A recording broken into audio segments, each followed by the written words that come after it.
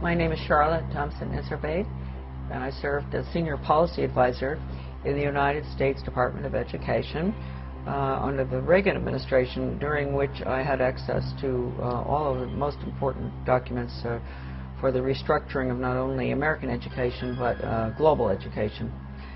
And I'm also the author of The Deliberate Dumbing Down of America, which gets into all of this, gives the background of what I saw not only in the Department of Education but as a local school board member. I was trained to identify the resistors to the sex ed, drug ed, alcohol ed, suicide ed, death ed, those good, smart Americans who realize that anything that has education hanging off the end of it is probably not what they're looking for.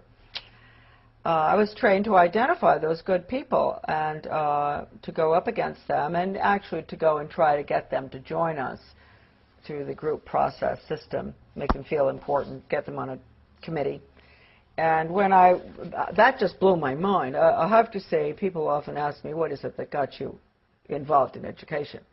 Well, finding out what I saw at the local level certainly upset me.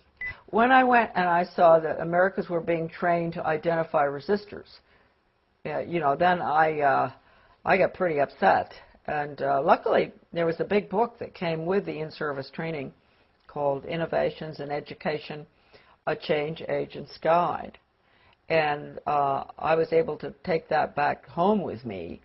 Unbelievable examples of how to con the Christians and different people who are upset with what you're trying to do, how to bring them over to your side, case studies, true case studies of educators who had put programs in that normally, in a normal American town, nobody would want them. How did they manage to get them in? How did they con the people? And the other thing was, not only was I trained to identify the resistors, I was trained to go to the important people, high profile, highly thought of people in the community, with the Rotary and Chamber of Commerce, Garden Club, you name it, the different groups in our towns.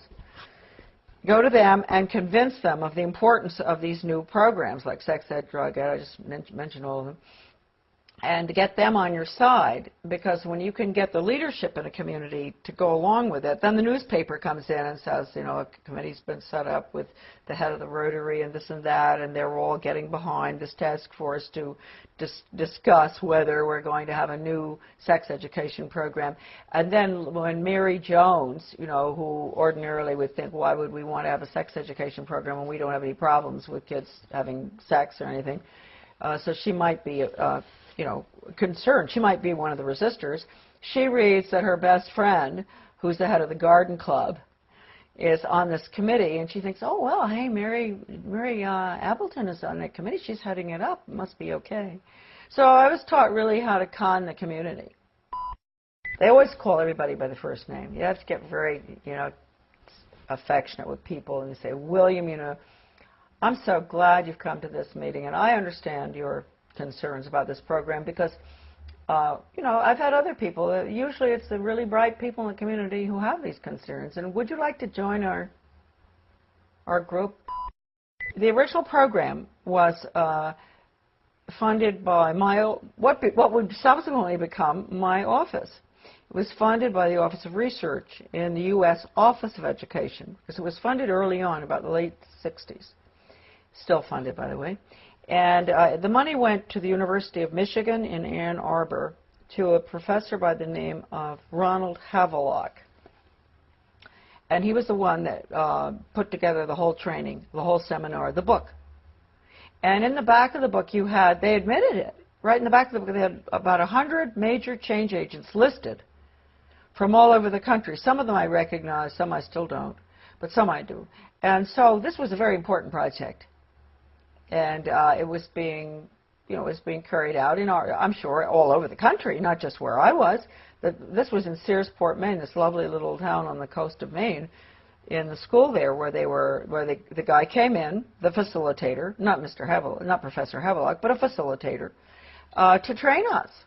And these were good people that were there. They were some of the teachers from my school, where I was on the local school board, principals, etc. Normal-looking Americans. You really ask yourself, they must themselves have reacted very much the way I did. That's why I've always had a lot of understanding for teachers that have to go through this stuff. I didn't have to continue going through it. They've had to, through the years, constant training, retraining, sensitivity training, break their values.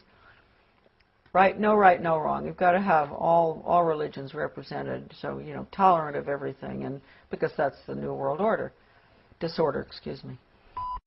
Professor Benjamin Bloom is probably the most important behavioral psychologist ever to live. I mean, maybe not quite as much as Pavlov and Skinner, but he really implemented the system in education in the United States. And he was the author of the Taxonomy of Educational Objectives. And I know that doesn't mean much to us. It means a lot to teachers. They know. All teachers have to go through that, Bloom's taxonomy. And just to give you an idea of how blatant they are, Benjamin Bloom said the purpose of education, and I often say this to parents, really, listen to this. You think the purpose of education is reading, writing, and arithmetic? The purpose of education is to change the thoughts, actions, and feelings of students. And then he goes on and he says, he defines good teaching, and this is even worse from the parental standpoint, as challenging the student's fixed beliefs. And then, in some of his works that I have, that are in my book, a lot of this stuff is in it. When he says challenge, does he mean challenge or does he mean change? Change their fixed? Yeah, through challenging. It's through challenging. You go up against them, and you change them. And you asked a good question, because then he goes on in one part of the taxonomy that is in my book. He says that he can take a student from here to there, from a belief in God or his country or whatever, to being an atheist and not believing in his country in 1 hour. Did he do that? Oh, yeah, he does it. And I've seen it with students. I've seen it with young people. And they don't even know, and teachers don't even know. That's why if you talk to teachers about it often, they'll really have an awfully hard time dealing with it. And if you go up to a superintendent, an educational administrator, superintendent or whatever, and you ask him or her, have you ever been through sensitivity training? They'll usually crack up because they went through it. They are the worst, those programs. I've been through them. I mean, how can anything be worse than some of the ones that the regular classroom has, but they're the worst. What do they teach the children? To bring about change. They put them through role-playing, psychodrama, all these psychological techniques where they play the part of starving children, and the other one plays the part of a very wealthy industrialist child. And, you know, they bring about the attitude and value change through the emotions. You know how young people are. You know, they're naturally very altruistic, and they want to help, and they don't like to see poverty around the world. And so what they'll do is, just like I think I mentioned to you earlier, or I don't know whether I did, going into the teacher, putting in the new social studies program in our community and walking through, taking the little tots through town and identifying big rich people's houses and small poor people's houses. That's a perfect example of what I'm talking about.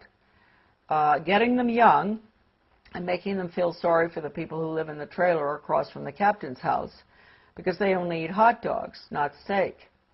And then they'll do the same thing with Ethiopia or wherever, some third world country, showing them the children dying, and then they'll show pictures of our affluence. And what do you eat for breakfast? Oh, you have eggs and bacon and cereal and orange juice and grapefruit and everything. Yum, yum, yum. Do you really think it's fair? Common unity. That's what we call it, common unity.